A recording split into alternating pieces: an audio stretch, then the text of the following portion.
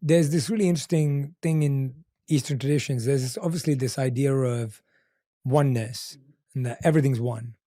And then there's this idea of duality, that there's this side and then there's this side.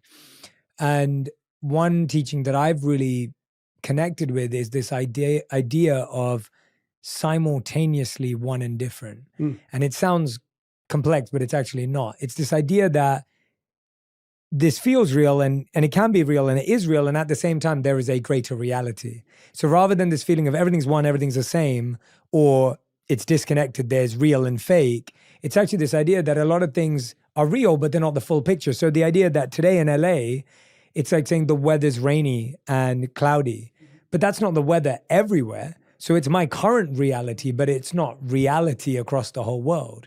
And when you start looking at life in that way of there's this reality and then there's this bigger reality, I think that's that zoom out. That's that, let me take a breath. That's that, let me look at the inner world as well. And I think what it does is it gives you a certain grace and it gives you a certain detachment, disconnection, but also a recognition of the significance of what you do and the insignificance of it. Right. And both are so needed. Like, Yeah. I believe what I do is significant.